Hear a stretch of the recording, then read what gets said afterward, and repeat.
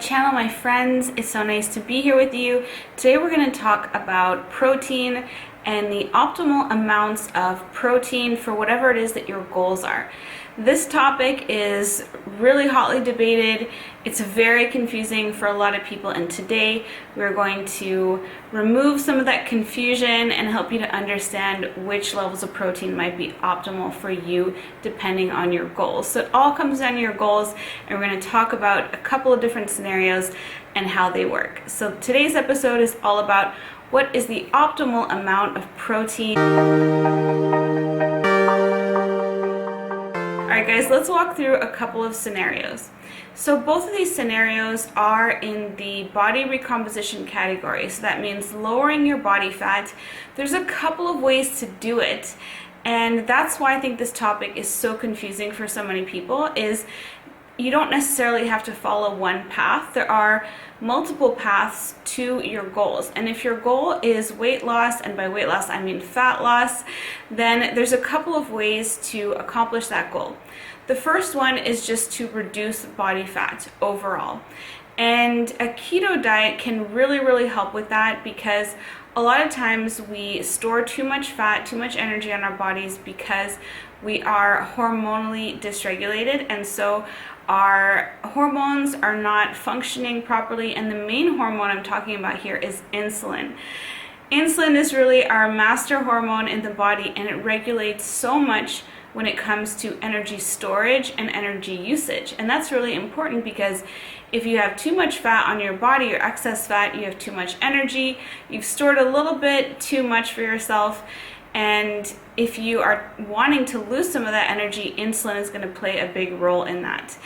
Over time, insulin can become a little bit dysregulated if we eat really high carb diet with a lot of processed foods in it. It can cause insulin to be elevated all the time if someone is eating a lot of processed foods all throughout the day, eating lots of snacks and meals that are high in carbohydrates, and just eating probably an excessive amount of carbohydrates. And it's a lot more common than we think, because the average person is eating around 300 grams of carbohydrate in a day, which is a very high carb diet.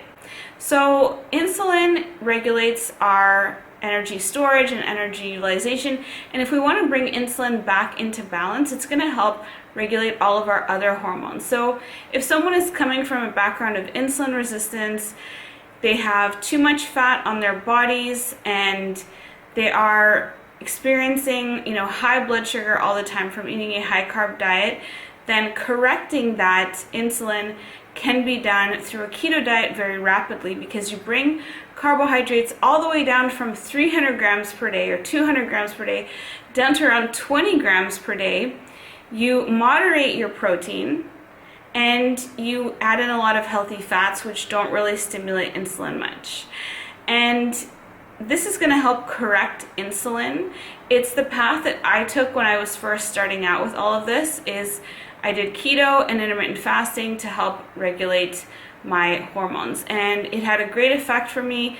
I brought my insulin down to 2 and way below average. So it really helped me to correct my hormones, and to also correct my appetite, and also to boost my metabolism a little bit, because I ate a lot of healthy fats, and it just helped me correct my hormonal balance in the body. And I really believe that keto is an excellent way to do it. It's why I wrote a book on it. I really believe in keto's power to be able to regulate hormones, and it can really help with fat loss. And a lot of people have experienced incredible results. Another way to enhance your body composition is to increase your lean mass. So if you increase the amount of muscle on your body, you're going to lower your amount of fat mass. So this is a good strategy for someone who doesn't have insulin resistance, wants to improve their body composition by building more muscle, and by default lowering body fat percentage, because the ratio of muscle to fat now is higher. It's another way to lower your total body fat, is just adding more muscle. And there's a lot of benefits that come with it. So if you add more muscle, you're going to be stronger, for one. You're going to raise the amount of calories that you burn in a day, so you're going to boost your metabolic rate. So I added 8 pounds of lean mass in the past 2 years, and I brought my body fat percentage down way down now to 21%, and hopefully going lower because I'm adding more muscle now. But that 8 extra pounds means my body at rest doing nothing is burning 400 more calories in a day. So if you enjoy eating, and I know I certainly do, it's a great boost to be able to burn more calories just by boosting your metabolic rate that way. So the second route is one where the average recommendation for protein is going to be a little bit higher than keto. So most people on keto are restricting their protein down to around 0.8 grams of protein per kilogram of total body weight. If you are not restricting protein as much, then, and that sort of ends up being around 40 to 70 grams of protein in a day for most people. If you are instead wanting to build more lean mass, if you really want to protect your lean mass and grow your muscle mass, then you have to make sure to get enough protein at meals to trigger muscle protein synthesis. That typically is around 30 grams of protein at a meal if you're doing 3 meals a day, or a little bit more than that at 2 meals if you're doing 2 meals a day. I'm not a big fan of OMAD. One of the reasons is it's really hard to get enough nutrients in that one meal without feeling really stuffed. So I'm not really going to talk about OMAD so much, but at least if there are 2 meals in a shorter eating window, if you are a really big fan of OMAD, you could maybe split it up into 2 meals, but keep your eating window like 4 hours or 3 hours or something short, so it still kind of feels like OMAD. The ranges for that are going to be a lot higher, and closer to around 90 grams of protein per day is a good place to start if you're getting 30 grams at 3 meals a day, to 1 gram of protein per pound of body weight.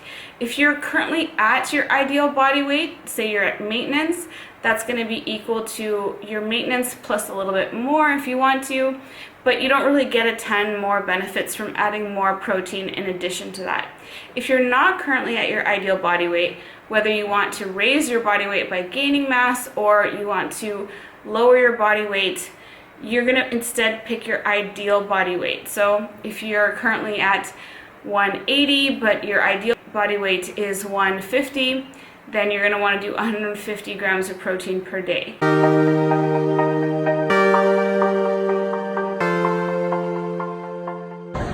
Protein is not seen as energy by the body. It may be potential energy, but what it really is seen as by the body is biological functional material. It is the building blocks of all of our tissues, our cells, our enzymes. It is biologically necessary.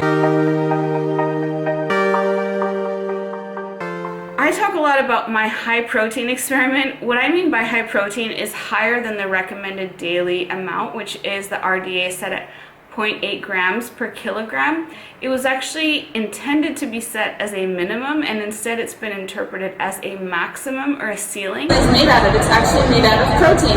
Protein is used to build muscle, maintain lean mass, and is broken down in the body into amino acids. But it's really just a minimum to avoid disease. So anything in addition to 0.8 grams of protein per kilogram body weight, to me, is higher protein. So I talk a lot about how I'm doing higher protein.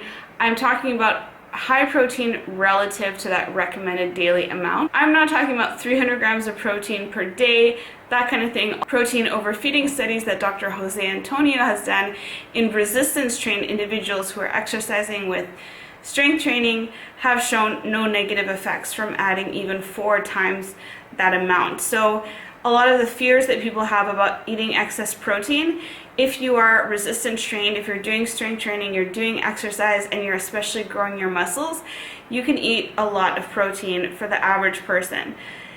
It always depends, case by case basis. You really have to figure these things out by trial and error. But what I found is that most bodybuilders tend to be in that range, and even if you're not a professional bodybuilder, you want to think of yourself as a bodybuilder because you're building your body all the time. You're either building it up or you're kind of just maintaining or maybe degrading it. And so by building your body up, that means getting enough protein to trigger muscle protein synthesis. You can do that without adding in the exercise.